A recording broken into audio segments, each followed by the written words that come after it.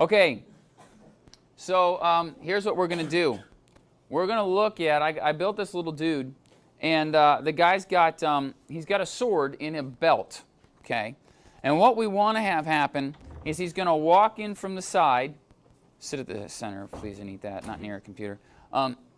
He's going to walk in from the side. Well, actually, just sit back there and just eat it there. It's fine. It's easier. So he's going to walk in from the side, and obviously now the sword needs to be attached to his body. No, not on the in your lap. Well, then don't spill it on yourself, but better you than the computers. So he's got a sword that's going to be on his under his belt. He's going to reach down. He's going to pull the sword out. This poses, when you really think about it for a second, this poses a massive problem. We have a character that has inverse kinematics. We want the sword to be with the body, right? Yeah. But then when he grabs it with the hand, now we want the sword to be with the hand. So does it have to be linked? Well, but actually, yes or no. What you actually are going to do is I'm going to show you how to switch and create a duplicate sword, one that goes from the belt and then appears in the hand, and you're just going to have to match it up at that initial point where it pops from one symbol to the next. And it's really cool, and it works out really well, and it's rather nice. So we'll talk about that. So let's get started. So we got this guy here, and you can see he's got, I've already built some inverse kinematics in there. He's going to put his hands on his hips like he's getting mad. And then he's going to reach to the sword, okay, and then he's going to pull the sword out. Now, I've got a couple problems. Right away, I'm noticing that his hand is not properly on the hilt of the sword. So the first thing I'm going to do right now is I'm going to change that. So see, I've built in a little 5-frame pause right here, and then he pulls the sword out. So what we're going to do, first things first, is I need to readjust this, the inverse kinematics. So I'm going to bring this up a little bit. And actually, I want his hand pointed down a little bit, which you'll understand that in a little bit. And try and just center that right on the hilt. Now, because I did that here and I want him to pause, he's going to move slightly. So what I want to do is I want to create I'm going to command-click, copy that pose, command-click in here, and paste the pose. So now he's basically going to stay the same. So now you see we have no change, okay? So now what we've got to do is we've got to get him to walk in. So the first thing that I want to do is I need to create a new symbol with him in it so that I can apply a motion path to my inverse kinematics. This is the same as it's always been. So I make sure I select everything, including my empty objects, my invisibles. And I right-click. I'm going to convert to symbol. I'm going to call him Sword Fighter. We're going to place him off the screen. Right-click on him. We're going to introduce a motion tween. And let's see. If I double-click on him, he starts moving at 30 frames. So that's 1 second. That's a little fast, but oh well. So we're going to go back to scene 1. We're going to go to 30 frames, and we're going to move him in here like so. So now he's floating. And of course, I would go back in and use the inverse kinematics to animate his legs walking and stuff like that I've shown you before. We're not going to go into that right now. What we're interested in now is as he grabs, he puts his hand on his hips, then he goes and grabs the sword. What we need to do now is modify it so that he pulls the sword out. So right now, I've got this set up so that he pulls the sword out at 75. Let's just take a look at our motions and make sure that the timing looks right before we go too far into this, or else it's not worth it, right? Because then we'll be changing everything. So right now, I'm just going to check my timing by publishing a preview. Slides in. That feels about right. It could maybe be a little faster, but I'm not going to worry about it. And we actually talked about this the last class in the third period about, sometimes you want things to be slower than they really happen in real life. Do you know what I mean? Has anybody ever been in a car accident? Right? It happens really fast, doesn't it? You blink your eyes and then boom, what happened? I was in a really bad one when I was in third grade where literally I blinked my eyes and then the car was up on its side. And it was it's this weird feeling of like, what happened? And then sometimes you have this feeling that time slows down in those kind of instances too. But in the movies, they show you everything, right? They go slow motion. And so in the movies, when they're trying to illustrate something like a car crash, they always slow it down, because it would happen too fast. You'd never understand what actually happened in the movie if it actually happened at real speed. They've got to slow it down. So in the case of my guy pulling out a sword, it might happen faster than this. But I feel like this is a pretty decent speed. So now that we've got the speed kind of set up, now we have to match things up. So what I'm going to do now is right here at 75 is when his hand hits the sword. So let's say at 77 is where we're going to want to start replacing things. And it's as easy as modifying our symbols. So right here, we're going to double-click on the hand symbol. Double-click on the hand symbol. Now we're inside the hand. One of the things we need to do is immediately add frames to the hand. If I go back to my full scene, I've given myself 220 frames. So now I'm going to double-click on the body, then double-click back on the hand. I need to go over and add the same number of frames as I had in the top level of the animation. Why? Because if I don't, then the hand will start to disappear. So I'm going to right-click and I'm going to insert frames. Now I'm going to make a new layer, and I'm going to go into the body where the sword is, and I'm going to copy and paste the sword. Now, the reason why I'm going to copy and paste the sword instead of just bring the symbol in is because I've actually shrunk it a little bit. I've actually changed its shape a little bit. If I click on the sword, can you see how the sword is thicker than it is here? I wanted it to look a little bit like it was sideways, you know, turned away from us, so I made it thinner. So I'm actually going to copy the sword right out of the body. So Command-C, get back into the inverse kinematics, then go back to the hand, and now click on my new layer and Command-V. Now I've got my sword, and it's right in there. Now what I want to do is I actually want to match up my timing.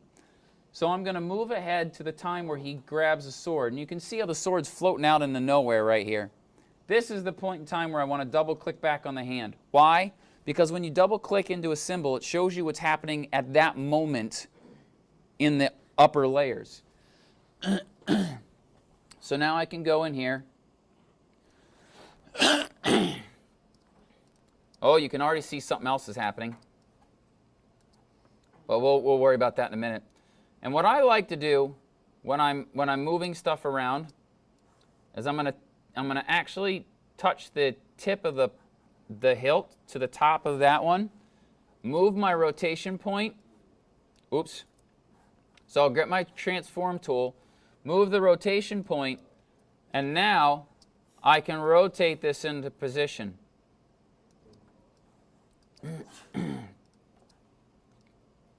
That's pretty darn close. Make sure you don't have snapping on, okay? Because or else you'll never be able to get this in the right manner. And I can also nudge it with the keyboard. That looks pretty close. Let's see what it looks like up top here.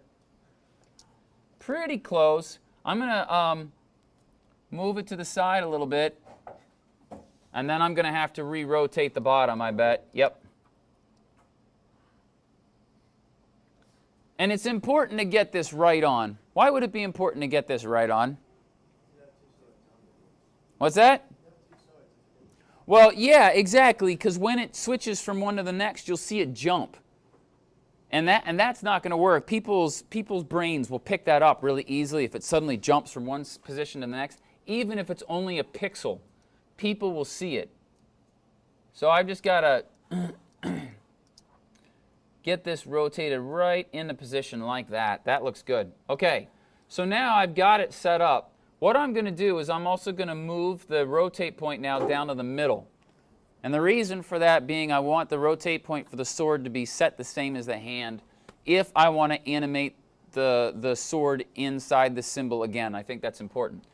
So now what time does we want this to appear? 77, right? Yes, frame 77. So now it's as simple as taking this keyframe where the sword is. Let's double click on this layer so you guys can all see that. Sword, and then this is the hand layer. It's as easy as just dragging this keyframe over to 77. Like that. Oops, 72, 77, there. And now the sword will disappear before that, or just won't be there, and then at 77 it's going to reappear and then be in the hand. So now what we need to do is we need to make it disappear in the body layer. And there's two ways of doing this. There's two ways of doing this. And we've noticed something happens, and I'll show you that this was unexpected. But when you make the sword disappear, he jumps around a little bit. His body like moves. And one of the things that I think the reason for that is because when you delete the sword from the symbol, the size of the symbol changes. And so now the angles are different. And so it's jumping, it's making a jump around. So we'll watch it, and then I think there might be a solution for it. I'm going to try it with you guys, and we'll see what happens. So let's go back to the sword fighter. So now if we preview this, we should be able to see the new sword jump in. So watch this, flash. Yeah, I did. So boom, new sword. Oh, we've got a problem. Why does he have two now? Somebody tell me. But why does the second one pop in? Is it because they're both copies? They are both copies of the same symbol, exactly. So I used one hand symbol. Right, exactly. This is very simple to fix. But honestly, this might freak you out. If this ever happened to you, honestly, some people would start freaking out. Why is this happening? Just calm down. Think about it. I'm using the same. If I look at my symbols list here, I've only got one hand symbol. So the simple way of getting around this is to duplicate the hand symbol. So I'm going to duplicate it, and I'll call it left hand. By the way, I got some flack for that from one of my other students. Said, no, it's his right hand, not his left hand. You can name it whatever you want. I've decided that I name it based on which side of the frame it is for me. So that's on the left side of the frame, so that's his left hand. And when in reality, it's the character's right hand, but I don't care. It's easier for me that way. If it's easier for you the other way, then fine. So I'm going to duplicate the left hand. I'm going to double click on that symbol. And look, we have our sword layer now is there. We'll trash that sword layer so there is no sword. Go back out, but watch, it still happens, obviously, because I haven't swapped the symbols yet. So the easy thing to do here, and this is, guys, this is so simple. And this, I love this because they built this in the Flash and it was really smart. I can click on the hand, and right over here in the properties tray, there's a swap button. I just click it and I swap for the left hand. I don't have to redo any of my animation. If that button wasn't there, as soon as I deleted that hand, the whole inverse kinematics thing would be out the window. Because now all my poses are wrong because there's no left hand there. So the swap button is really powerful. So now when I preview it, you'll notice that no sword pops into his left hand. This is better than my first demo, second period, because the hand was angled in such a way that the sword just appeared right through his head.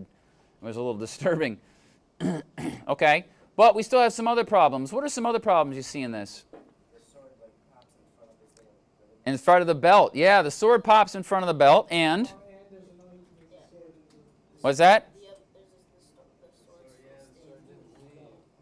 Okay, so the sword doesn't leave, and there's one other problem. The sword is in front of his hand on this, which could be a problem, might not be a problem, depending upon whether you want it to look like he's holding it facing you with fingers over it or whatever, you know. But maybe we want the sword to be behind his hand, okay? That would make sense. So, sure. Shh. That's what we're going to do first. Yes. So now what we need to do is we need to make the other sword disappear. And watch what happens to the body. It's going to jump a little bit when we do this. And I think it's because when you make the sword disappear, it actually changes the size of the shape, of the symbol I mean, and the body wants to jump up and down a little bit. So I'm going to double click. Whoops. I'm going to double click on the body here. Now we're into this. We need to then extend the animation to 220 frames like everything else. So I'm going to right click and insert frames, so now that we can animate. And the sword needs to end at 77. So let me show you what I've done before, and let's see if it does it for me again. So here's 77. So at 78, I'm going to create a new keyframe. And now I can double click, and I can just remove those frames, and now it'll disappear at 70. 77 is the last frame that it appears. And the other one's going to appear over top of it, and then it disappears from the body. So let's see what this looks like, and let's see if I was right about the body jumping a little bit. So we'll go back out to this sword fighter, and let's preview it again. No, the body doesn't jump. Okay, so maybe I just did something wrong the first time. If the body does jump when you delete something, one of the things you can do, and somebody was very smart to suggest this third period, was instead of just deleting the object, just animate its alpha. Make it go from 100% transparency to 0 in one frame, okay? And then it's still there. It's still counting as it did before, as in size-wise, but now the body won't change. But here it didn't do it, so I don't know. Now, we have two other problems that I can see right now. And number one is it still just pops in above his belt, which is a problem. And number two is it also appears above his hand. Well, the second one's the easiest to take care of. So let's just double click on the hand symbol, go into the hand symbol, and we just drag the sword layer underneath, and we're taken care of. The second problem of the belt is completely different, though. That we need to be careful of. Anybody think how we might take care of that? Is the sword in his belt? The sword is behind his belt. So if we double click onto the body symbol, you can see the belt is above the sword. Shouldn't he be able to be pointing like out? Yeah, well, I'll deal with that in a second. You're right. It looks like he's cutting the belt too. Right, exactly. We'll talk about that in a minute. There are limitations to two-dimensional animation. And honestly, I created a whole big issue for myself here where I put it under the belt. I did that on purpose. But if I were really doing this for myself, I'd probably just put it outside the belt anyway, just to start and just have it be there. You can still switch the symbol like we're doing, but then you wouldn't have to worry about it looking like it cuts the belt. But let's say you wanted it under the belt. Couldn't you just copy the belt? Yes, that's all I do. So watch, I'm going to lock the sword, take the belt, I'm going to copy that shape, then I'm going to go outside of the, into the inverse kinematics, make a new layer, I'm going to paste the belt onto that layer. Now I'm going to move it so that it matches up perfectly. And again, you've got to have snapping off for this at this point in time. And then, since I know he's only grabbing the sword from 70, about 75 to, and then it pulls it out to about 97, I don't want the belt to be there the whole time because it just, you don't need it there and it might cause problems, especially if his arms go over it. Yeah, see how his arm's going to go underneath it there? So I don't want the belt there the whole time. I only want it for this moment here because his hand's not going to go over it. Notice that I didn't do the layers correctly and his forearm is going underneath his upper arm. Oops. But no big deal. So what we're going to do is we're just going to take the belt and we're going to make it appear only at this point when he grabs to when he's done pulling the sword out. So then I'm going to create a new keyframe, double click, and then remove those frames. And so now the belt just appears only there. See that? Let's preview that and see how it looks. Comes in. Okay, so that looks pretty good. I mean, honestly, that looks pretty good. And you can see the sword the sword actually switches from one symbol to a next so that it's being controlled by the inverse kinematics. So what's cool is, let's say now I didn't like the way it was coming out of the belt because it looks like it's cutting the belt. What I can try and do is, using the rotation of the hand, because the sword is now part of the hand symbol, I can see if I can get him to slide it. But I'll tell you what, guys, if he's grabbing the sword, it's not 3D animation where, you know, like where he's pulling it forward like you really would. He can't do that. He's just going like this, you know. It's like pulling a chainsaw. So we have to like angle his hand a little bit to make it look more natural. Does that make sense? So what we're going to do is just change the angle. So watch this, and then I'll show you the second part of the demo, which I think you'll like this too. So here he goes. He starts to pull it. At this keyframe here, I'm going to click on his hand with the black arrow tool. Click off. There we go.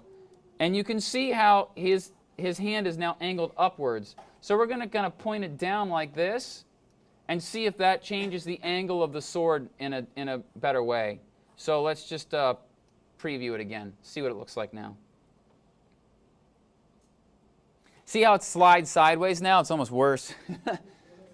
But I could just go in and just keep trying to angle that so that it doesn't look really horrible. Or I could go in and create intermediate keyframes in there to kind of control the angle of the sword. That looks better. That looks a little better. It's still not quite perfect, but it looks a lot better. See? So anyway, you could play with it to infinity, but you get the idea. What I wanted to show you is how to swap one symbol or swap an object from one symbol to the next. Does that make sense to everybody? Now, the last thing I wanted to do with this is I also want the sword to get broader. Remember I said I squished it a little bit to make it look like it was sideways? So as he's pulling it out, I want it to change and get thicker so that it looks like he's turning it towards us. So it's nice and simple. All I got to do is go back into the hand. So I'm going to double click on the hand symbol. Double click. I'm going to go in here. Here's my sword. He starts to pull it out at 80, right? So I'm going to make a keyframe there because I want to lock the size in. And then he's done at like 97 or something. So then I'll insert a new keyframe there. And now I just take this, I spread it out so that it's got its original width now, and then I just put a classic tween on it. And you can see that the sword is going to look like it's turning. See that? And it's going to be turning while he's pulling it out because it's also being constrained by the inverse kinematics. So preview it one more time. Grabs it, and now it's back to its full width. Okay? And then the cool thing is you can start doing all sorts of stuff. Let me show you what I did here. So now I added a little ground plane there, which is dirt. I actually changed it to grass in the third version of this. And let's publish preview. I made him jump at you. So using my motion tween, that's at the top level, this is what I have. So he doesn't walk in yet. Pulls out the sword, and then he jumps at you. Okay, kind of fun. He looks a little evil with that grin, doesn't he? It's kind of fun, actually. Okay, yeah, and you can see the belt shifts a little bit, like it jumps. There's a lot of little problems that I would adjust with here, and you've got to go into the individual keyframes and do that. But you can see the idea.